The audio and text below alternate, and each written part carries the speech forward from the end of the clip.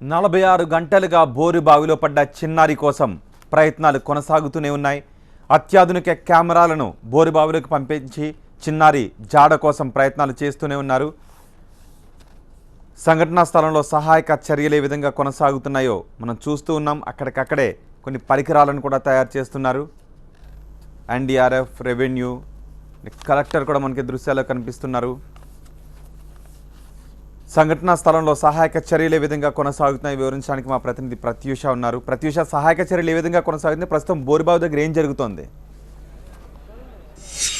Yes Rohit, day 1 నుంచి మొదలుపెట్టినప్పుడు ఎలా చేస్తున్నారో ఇప్పటి వరకు కూడా అదే విధంగా కష్టపడుతున్నారు. ఇందాక ఏదైతే ఒక మెకానిజం ద్వారా, అంటే ఇనుప చువలకి కొక్కాలు పెట్టి దాని ద్వారా ఆ పాపను బయటికి తీసే ప్రయత్నం చేస్తూ ఉన్నారు. అలాగే అది వర్కౌట్ కాదు అని అనిపించిందేమో మళ్ళీ సమాంతరంగా తవ్వడం కూడా స్టార్ట్ చేశారు. అదే ప్రస్తుతం ఇక్కడ ఏం జరుగుతుందో అయితే ఎవరికి అర్థం కావడం లేదు. బట్ ఎన్డీఆర్ఎఫ్ బృందాలు బోర్లోంచి ఆ పైప్ని లాగుతున్నాయి. లాగుతున్న క్రమం చూస్తూ ఉంటే బహుశా పాప దొరికిందేమో అన్నంత హోప్ కనిపిస్తోంది. బట్ పూర్తిగా వాళ్ళు అది పైకి తీసే వరకు కూడా ఏం జరుగుతుంది అనేది ఎవరికి తెలియదు. ఒక పక్క ఆ ప్రయత్నం జరుగుతుంది, మరో పక్క ప్రొక్లైనర్తో మళ్ళీ తవ్వడం కూడా స్టార్ట్ చేశారు. అయితే ఆ తవ్వకాలని కొద్దిసేపు ఆపమన్నారు. ఇప్పుడు ఆ కొక్కాలు లోపలికి పంపించారు, అది బయటికి తీస్తూ ఉన్నారు. మరి ఏంటి, ఇది సక్సెస్ అయిందా లేదా అనేది మనకు తెలియాల్సి ఉంది. ఇక్కడ చాలామంది పాప ఎలా అయినా ఈరోజు దొరకాలి అని అనుకుంటూ ఉన్నారు. ప్రస్తుతం మనతో పాటు అచ్యుత్రావు ఉన్నారు, చైల్డ్ రైట్స్ నుంచి. సార్, మీరు ఎప్పటి నుంచి ఇక్కడ ఉన్నారు? ఏం చెప్తున్నారు అధికారులు మీకు? నేను ఈ ఘటనలు ఎప్పటికప్పటికి కూడా పునరావృతం అయితేనే ఉన్నాయి, ఒక ప్రహసనంగా మారిపోతున్నాయి. అయితే వీటన్నిటితోటి, అనుభవాలన్నిటితోటి మనం గుణపాఠాలు నేర్చుకోవాల్సిన అవసరం ఉంది. ఈ గుణపాఠాలు నేర్చుకుంటూ లేము దీని ద్వారా. ముఖ్యంగా ఏంటంటే, ఎక్కడైతే బోరుబావులు ఉండి ఆ బోరుబావులని తీయనప్పుడు, అంటే అవి ఫెయిల్ అయినప్పుడు వాటికి మళ్ళీ మూతలు బిగించడంలో రెవెన్యూ యంత్రాంగం ఫెయిల్యూర్ మాత్రం ఉన్నది ఖచ్చితంగా. ఎందుకంటే water and land management act ప్రకారము బోరు తవ్వేటప్పుడు పర్మిషన్ ఇచ్చేటప్పుడు కానివ్వండి, ఆ బోరు సక్సెస్ కాకపోతే కానీ ఈ రెవెన్యూ యంత్రాంగంలో కింది స్థాయి సిబ్బంది, విఆర్ఓ కానివ్వండి, మండల రెవెన్యూ ఆఫీసర్ కానివ్వండి, రెవెన్యూ ఇన్స్పెక్టర్ కానివ్వండి, బాధ్యతలు తీసుకోవాలి. వీళ్ళేదో కాసిన్ని డబ్బులు కాసపడి అడ్డగోలుగా పర్మిషన్స్ ఇవ్వడమే కాకుండా ఫెయిల్ అయినప్పుడు ఫెయిల్ అయినాయా కాదా అని చూసుకోకపోవడం అనేది కూడా ఇచ్చేస్తుంది. ముఖ్యంగా అమాయకమైన మన భారతదేశ రైతుల దగ్గర వాళ్ళు కూడా ఎట్లా ఎక్స్ప్లాయిటేషన్కి గురవుతున్నారంటే, ఒక బోర్ ఉంటే పక్కనే ఎంత దూరంలో బోర్ వేయాలో వేయకూడదు అన్నది కూడా రెవెన్యూ అధికారులు ఆ వాటర్ సోర్స్ ఉందా లేదా అని టెస్ట్ చేసి కూడా చెప్పాల్సిన బాధ్యత రెవెన్యూ అధికారులు అవుతుంది. అంటే ఇక్కడికి వచ్చిన ప్రజలు కానీ వీళ్ళందరూ ఏమనుకుంటున్నారంటే, ఇప్పుడు నిజంగా మెచ్చుకోవాలి కలెక్టర్ని కానీ, ప్రజాప్రతినిధులు కానీ. సంఘటన జరిగిన దగ్గర నుంచి ఇక్కడే కూర్చుని అన్ని పనులు చేస్తూ ఉన్నారు. బట్ చాలా మంది అంటుందంటే, మీరు చేయాల్సినప్పుడు కరెక్ట్గా చేస్తుంటే ఈరోజు ఇంత శ్రమ, ఇంత వృధా ఖర్చు విషయం పక్కన పెట్టినా ఇంత శ్రమ, ఇలాంటి సిచ్యువేషన్ రాదు కదా అని అంటున్నారు. కలెక్టర్ రఘునందన్ రావు గారిని, డీసీపీ గారిని ప్రత్యేకంగా అభినందిస్తున్నాం. ఎందుకంటే వాళ్ళు అన్ని పనులు వదిలేసేసి కూడా ఇక్కడ కూర్చున్నారు. కానీ ఎట్ ది సేమ్ టైం ఒక కలెక్టర్ గారు, ఒక డీసీపీ గారు అన్ని పనులు వదిలేసేసి ఇక్కడ కూర్చున్నప్పుడు ఆ యంత్రాంగంలో మొత్తంలో స్తబ్దత వస్తుంది. అంటే జిల్లాకు పెద్ద అధికారి కలెక్టర్, అన్ని కలెక్టర్ గారి ద్వారానే జరగాలి మన రాజ్యాంగ ప్రకారం. అట్లాంటిది ఒక కలెక్టర్ గారే ఇక్కడ 2 రోజులు 3 రోజులు స్పైర్ చేయాల్సిన పరిస్థితి వస్తే యంత్రాంగంలోనే ఒక స్తబ్దత వస్తుంది. అదే ఒక పక్షం. తర్వాత తన వ్యక్తిగత శ్రమని నేను అభినందిస్తున్నా, కాదనడం లేదు. ఇప్పుడు మీరు చూశారు, ఆ పాప దాదాపు 200 అడుగుల లోతులో ఉంది. ఇప్పుడు అది తీయాలి అంటే చాలా కష్టసాధ్యమైన పని, అది అంత తేలిగ్గా అయ్యేదైతే కాదు. ఏంటి అసలు ఏం జరుగుతుందని మీరు అనుకుంటున్నారు? ఏం జరిగితే బెటర్ అనుకుంటున్నారు? నేను ఇప్పుడు కలెక్టర్ గారితో, మిగతా అధికారులతో కూడా మాట్లాడినాను. వాస్తవ పరిస్థితులు ఏంది అని తెలుసుకుంటే, వాస్తవ పరిస్థితులు అయితే అంటే అది మనకు మాట్లాడుకోవడానికి, లేకుంటే ఆ విషయం అనడానికి చాలా బాధాకరంగా, చేదుగా కూడా ఉంటుంది. కానీ వాస్తవం ఏంటంటే, ఏ పాప కూడా ఇన్ని గంటల పాటు సజీవంగా ఉంటుందని చెప్పేసి అనుకోవడం అన్నది చాలా మనసుకు బాధ కలిగించే విషయమైనా కానీ నిజాన్ని చెప్పుకోండి. నిజాన్ని మాట్లాడుకోక తప్పదు. నిన్న రాత్రి కూడా మీ టీవీ ద్వారానే మాట్లాడుతూ పాప తండ్రి కూడా తన చివరి కోరికగా ఏమన్నాడంటే, కనీసం పాప ముఖమైనా చూసుకోవాలి. ఆ బాధ్యత ఇప్పుడు ప్రభుత్వం ఎత్తినేసుకుంది. ఆ పాపను ఎట్లయినా తీయాలి అన్నప్పుడు ఈ ఎన్డీఆర్ఐ కానీ మిగతా రోబోటిక్ టెక్నాలజీ ద్వారా అవి ఫెయిల్ అయినప్పుడు మనం కామన్గా చేసే పద్ధతులలో సమాంతరంగా గొయ్యదవి ఆ గొయ్యి పక్క నుంచి మళ్ళీ లోనికి వెళ్ళడం అనే ప్రక్రియ అది జరుగుతుంది. అయితే అది ఎన్ని అడుగులు జరగాలి, ఎంత లోపలికి జరగాలి అన్నది మళ్ళీ ఇంకొక శేష ప్రశ్నగానే ఉన్నది. అది చాలా లోపలికి పాప వెళ్ళిపోయింది అన్నది ఉన్నది. అంత గొయ్యి మనం ఎంతకాలంలో దోవగలుగుతాం అన్నది కూడా మనల్ని మనం ప్రశ్నించుకోవాల్సి ఉంది. ఏదేమైనప్పటికీ కూడా పాప కనీసం బయటికి వస్తే అదొక అదృష్టంగానే భావించగలగాలి. నిజంగానే అందరూ అదే కోరుకుంటూ ఉన్నారు. అట్లీస్ట్ ఆ పాపని తండ్రికి తల్లికి ఒకసారి చూపించాలి అన్న తపన ప్రస్తుతం ఇక్కడ అధికారుల్లో కనిపిస్తోంది. ఎవరి స్థాయిలో వాళ్ళు శక్తి వంచన లేకుండా పనిచేస్తూ ఉన్నారు. ఒక పక్క మళ్ళీ వర్షం స్టార్ట్ అయింది. వర్షం మొదలైందంటే మళ్ళీ ఈ పనులకి అంతరాయం ఏర్పడుతుంది ఖచ్చితంగా. సో మరి తదుపరి ఎలాంటి యాక్షన్ తీసుకోబోతున్నారు, ఏం చేయబోతున్నారు అనేది, ఇంకా ఆ బోర్లోంచి ఇప్పుడు ఏమైనా పాప వస్తుందా అన్న ఆశ చుట్టూ చూసే వాళ్ళకు ఉంది. బట్ టెక్నికల్గా ప్రాక్టికల్గా ఆలోచిస్తే ఈ విధానం వర్కౌట్ అయినట్టుగా అనిపించడం లేదు అని చెప్తూ ఉన్నారు. అంతకుముందు మినిస్టర్ కూడా మాట్లాడారు. ఏది ఏవైనా చివరి వరకు అన్ని ప్రయత్నాలు మాత్రం ఖచ్చితంగా చేస్తాం. ఆ కుటుంబ సభ్యులు ఏదైతే కోరుకుంటున్నారో అది ఖచ్చితంగా చేస్తాం. పాపను వాళ్ళకి కనీసం చూపించే బాధ్యత మా మీద ఉంది కాబట్టి అన్ని రకాలుగా ప్రయత్నాలు చేస్తామని చెప్తూ ఉన్నారు. మీరు చూడొచ్చు, ఎంపీ విశ్వేశ్వరరెడ్డి గారు కానివ్వండి, అలాగే స్వామి గౌడ్ ఉన్నారు, అలాగే మహేందర్ రెడ్డి ఉన్నారు. వీళ్ళంతా సంఘటన జరిగిన దగ్గర నుంచి ఇక్కడే ఉన్నారు. వాళ్ళు మాత్రమే కాదు, వాళ్ళ పర్యవేక్షణలో ఇక్కడ ఎంతో మంది పనిచేస్తున్నారు. ఎన్డీఆర్ఎఫ్ బృందాలు కానీ, రెస్క్యూ టీమ్స్ కానీ, అలాగే బోర్వెల్స్ వేసే వాళ్ళు కూడా చాలా మంది తమ ఐడియాస్ని ఇక్కడికి వచ్చి షేర్ చేస్తున్నారు. ఇలా తీస్తే పాప రావచ్చు, అలా తీస్తే పాప రావచ్చు అని.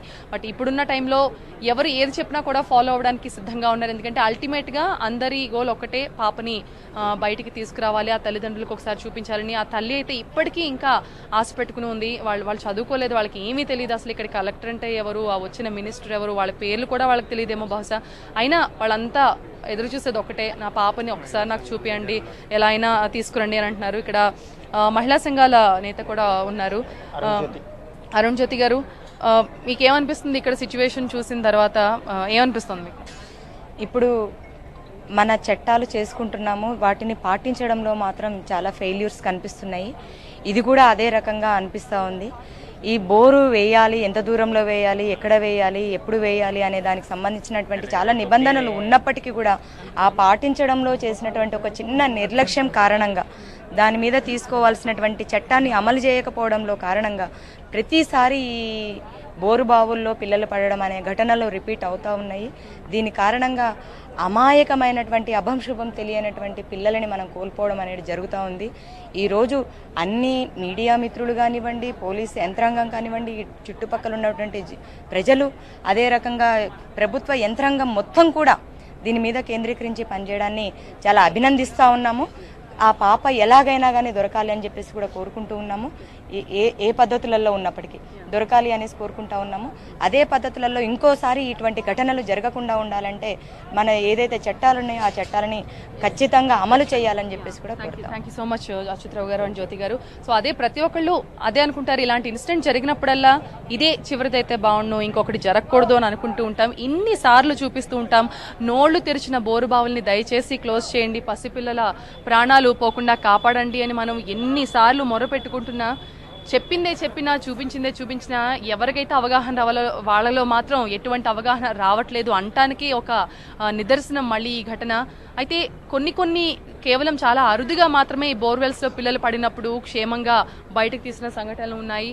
పోనీ ఆ రకంగా చూద్దామన్నా కూడా ఇప్పటికే పాప కంటే పైన నీళ్లు కనిపిస్తున్నాయని చెప్పడంతో దాదాపుగా ఆశలు సన్నగిల్లాయి. అయితే అధికారులు మాత్రం వాళ్ళ ప్రోటోకాల్ ఉంటుంది, వాళ్ళ ఆపరేషన్ పూర్తయ్యే వరకు ఏ విషయం కూడా వాళ్ళు డిక్లేర్ చేయకూడదు. వాళ్ళలో వాళ్ళైతే మాట్లాడుకుంటున్నారు కానీ బయటకైతే ఇంకా వాళ్ళ నోటితో వాళ్ళు చెప్పడం లేదు. బట్ ఇక్కడ చూస్తున్న వాళ్ళకైతే క్లియర్గా అర్థమైపోతుంది జరగబోయే సంఘటన ఏంటి. అయితే ఆ పాపని ఎలాగైనా అట్లీస్ట్ వాళ్ళ నాన్న ఇంతకుముందు మాట్లాడుతూ ఒకటే మాట చెప్పారు, నా పాప బతికి ఉన్నా బతికి లేకపోయినా నా చిట్టి తల్లి మొహం మాత్రం నాకు ఒక్కసారి చూపించండి అని ఆయన అడిగిన విధానం నిజంగా కంటతడి పెట్టించింది ఒక రకంగా చుట్టుపక్కల ఉన్న వాళ్ళకి. ఇంకా తల్లి అయితే ఆ పిచ్చి తల్లి ఇప్పటికీ ఇంకా పాప బతికే ఉంది, పాప వస్తుంది నా దగ్గరికి అని మాత్రమే ఆమె మాట్లాడుతుంది తప్పితే ఆమెకు మరొక ఆలోచన కూడా రావట్లేదు. ఎందుకంటే ఖచ్చితంగా తల్లి పొరపాటును కూడా ఇలాంటి సిచ్యువేషన్ని ఖచ్చితంగా ఊహించుకోవడానికి కూడా ధైర్యం చేయలేదు. ప్రస్తుతం ఆ తల్లి అటువంటి సిచ్యువేషన్లోనే కనిపిస్తోంది. వర్షం ఆగింది, వర్షం పడకుండా ఉంటే ఈ సహాయక చర్యలు మరింత త్వరగా కంప్లీట్ అవుతాయి. అయితే ఈ రోజుకైనా పాపను తీస్తారా అంటే మాత్రం మ్యాక్సిమం హోప్స్ లేనట్టుగానే ఇక్కడ సిచ్యువేషన్ కనిపిస్తోంది. ఇప్పుడైతే ఏదైతే చేస్తున్నారో ఆ ఇనుప ఊసలతో ఆ విధానంలో ఏదైనా వర్కౌట్ అయితే పాపను బయటికి తీయచ్చు. అది కాకుండా మళ్ళీ తవ్వడం మొదలు పెట్టాలి అంటే మాత్రం అది అసలు ఇప్పట్లో సాధ్యమయ్యే పని కాదు. బట్ చివరి వరకు అయితే మా ప్రయత్నాలు మేము ఆపం. పాపని ఖచ్చితంగా వాళ్ళకి చూపిస్తాం. వాళ్ళ తల్లిదండ్రులు ఏమైనా ఒక డెసిషన్ తీసుకుంటే ఆ తదుపరి డెసిషన్ మేము తీసుకుంటామని ఇంతకుముందు మినిస్టర్ చెప్పారు. మరోవైపు కమిషనర్ ఆఫ్ పోలీస్ చెప్పారు. ఇది చివరి ప్రయత్నంగా ఇది కూడా చేస్తున్నాం. ఇది వర్కౌట్ కాకపోతే మళ్ళీ పాత పద్ధతి ఫస్ట్ నుంచి ఈ జేసీబీలతో తవ్వకాలని తవ్వుతున్నారు. ఏదైనా ఒక కొత్త పద్ధతి వచ్చినప్పుడు దీన్ని పక్కన బట్టి మళ్ళీ అది ట్రై చేస్తున్నారు, తవ్వుతున్నారు, మళ్ళీ అది చేస్తున్నారు. నిజంగా ఒక రకంగా వాళ్ళు చేస్తుంది కూడా కరెక్టే. ఇలా తవ్వుకుంటూనే కూర్చుంటే ఇది ఎప్పటికి అవుతుందో కూడా తెలియదు. కనుక ఇది సైమల్టేనియస్గా కొద్దిసేపు తవ్వడం, కొద్దిసేపు ఏదైనా మెకానిజం ద్వారా పాపను బయటకు తీసే ప్రయత్నం చేస్తూ ఉన్నారు. బట్ ఈ చుట్టుపక్కల వచ్చిన వాళ్ళు కూడా ఎలా అయినా ఈరోజు పాపను తీసేస్తే బాగుండు, ఇంత నిరీక్షణ ఆ తల్లిదండ్రులకు వద్దు అని ప్రతి ఒక్కళ్ళు కోరుకుంటున్నారు. ఇప్పటికైనా ఈ సంఘటన చూసిన తర్వాతైనా టీవీలో ఏదైతే మనం చూస్తున్నామో ఆ పాప చేతులు కనిపించాయి, పాప అరుపులు విన్నాయి, ఇవన్నీ చూసిన తర్వాతైనా కొన్ని రాతి గుండెలు మారాలి. నిర్లక్ష్యం అనే బద్ధకం వాళ్ళకి పోవాలి. ఈ బోర్వెల్స్ వేసే రైతులు కానివ్వండి, ఆ భూ యజమానులు కానివ్వండి, ఇది ఎవరైతే పర్యవేక్షించాలో అధికారులు కానివ్వండి, ఇప్పటికైనా మేల్కొని ఖచ్చితంగా ఇలా నోళ్లు తెరిచి ఉన్న బోర్వెల్స్ని క్లోజ్ చేయాలి. మరిన్ని పసి ప్రాణాలు పోకుండా ఖచ్చితంగా ఆపాల్సిన ఒక అవసరం ఇప్పుడు కనిపిస్తోంది. చాలామంది ప్రభుత్వ అధికారులు కానివ్వండి, లేకపోతే ప్రజాప్రతినిధులు కానివ్వండి, అందరూ కూడా ఇక్కడికి వస్తూ ఉన్నారు. అందరూ ఎవరి ప్రయత్నాలు వాళ్ళు చేస్తున్నారు.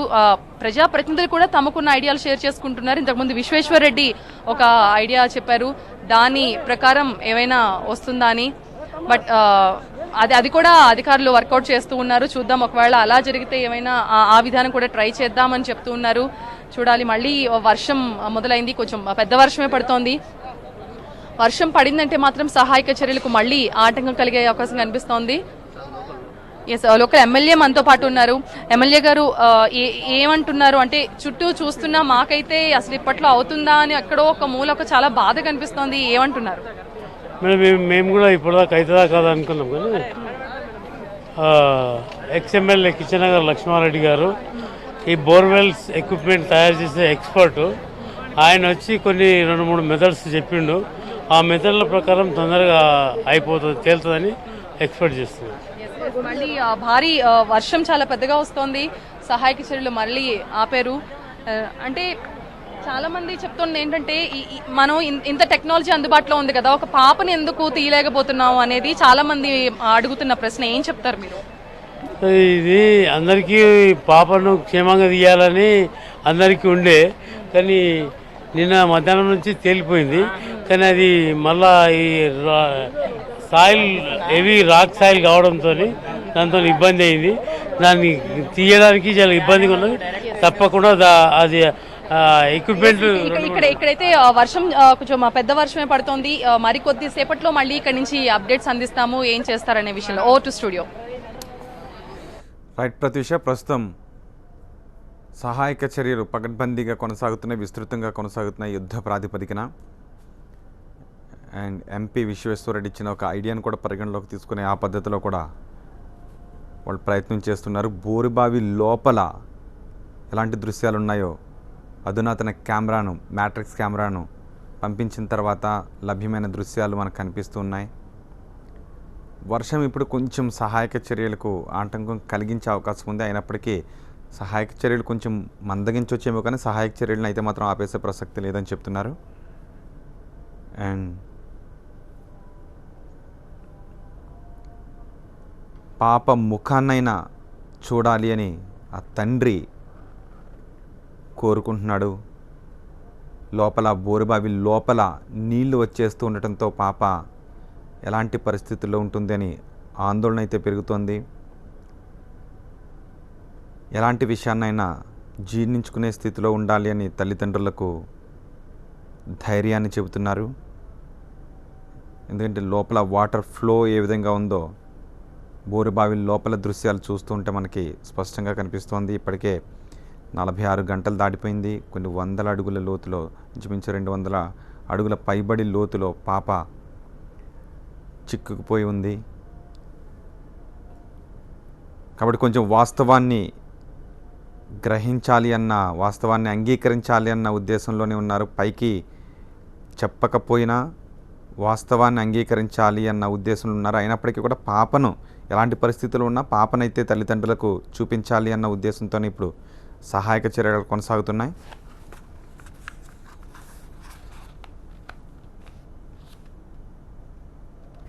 చేవెళ్ల చిన్నారి ఎలా ఉంది, ఎంత లోతులో ఉంది, చిన్నారి ఎలాంటి పరిస్థితుల్లో ఉంది, తెలుగు రాష్ట్రాల ప్రజలను కలిచివేస్తున్న ప్రశ్నలు ఇవి.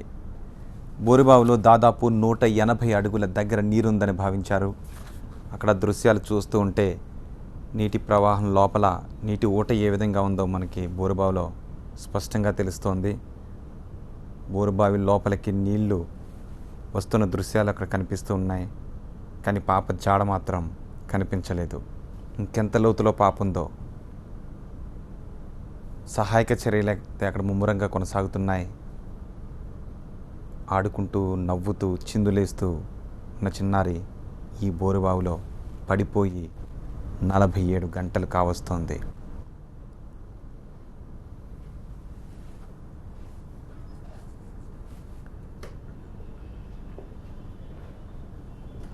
సహాయక చర్యలు అక్కడ యుద్ధ ప్రాతిపదికన కొనసాగుతున్నాయి. పాపను తల్లిదండ్రులకు ఖచ్చితంగా చూపిస్తాము అంటున్నారు. కానీ ఏ పరిస్థితుల్లో పాప ఉంది అనేది మాత్రం చెప్పలేము అని అధికారులు చెప్తున్నారు. ఎలాంటి పరిస్థితులనైనా జీర్ణించుకునే స్థితిలో ఉండాలి, అంగీకరించే మానసిక స్థితిలో ఉండాలి అని మాత్రం వాళ్ళకి చెబుతున్నారు. ఆధునిక కెమెరాలను ఉపయోగించి లోపలికి పంపించి లోపల ఎలాంటి పరిస్థితులు ఉన్నాయో, పాప జాడేమైనా దొరుకుతుందేమో అని కెమెరాలతో బోరుబావిని గాలిస్తున్నారు. కానీ పాప జాడ మాత్రం దొరకడం లేదు. బోరుబావిలో పడిపోయిన చిన్నారి సురక్షితంగా బయటకు రావాలని తెలుగు రాష్ట్రాల ప్రజలు కోరుకుంటున్నారు. చిన్నారి కోసం విజయవాడలో దుర్గమ్మకు పూజలు చేశారు భక్తులు. చిన్నారి ప్రాణాలతో బయటకు రావాలి అని ప్రార్థనలు చేశారు.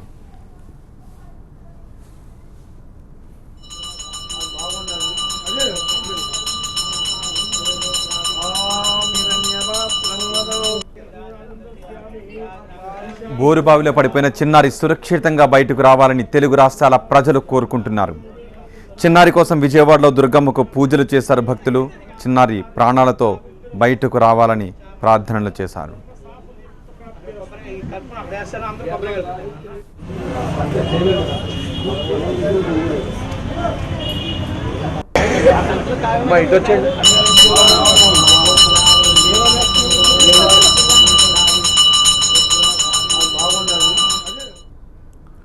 బోరుబావిలో పడిపోయిన చిన్నారిని రక్షించడానికి అన్ని విధాలా ప్రయత్నిస్తున్నామంటున్నారు మంత్రి మహేందర్ రెడ్డి. 360 డిగ్రీస్లో దృశ్యాలను చిత్రీకరించే కెమెరాలను బోరుబావిలోకి పంపి కాపాడే ప్రయత్నం చేస్తున్నామంటున్నారు. ఎక్కడైతే ఆగిపోయిందో అక్కడ వరకు ఆగిపోతుంది. ఒక్కేం ద్వారా పాపను క్షేమంగా బయటికి తీయొచ్చా? అంటే ఇప్పుడు మీకు ఉన్నది చెప్పాలి. ఎందుకంటే 2 డేస్ దాటిపోయింది ఈ పరిస్థితిలో కూడా.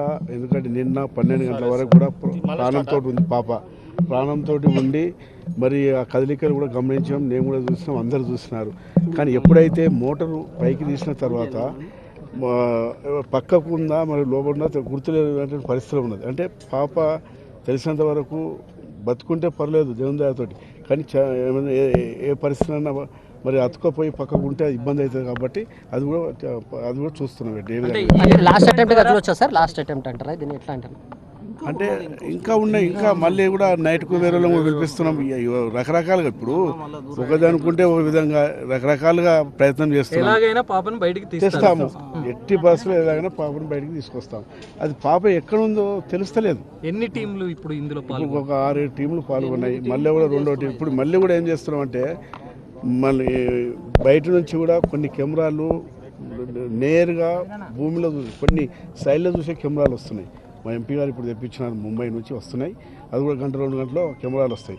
అది ఎంతసేపు సైడ్లో చూస్తాయి. అవన్నీ కూడా 3 కెమెరాలు తెప్పిస్తున్నాం.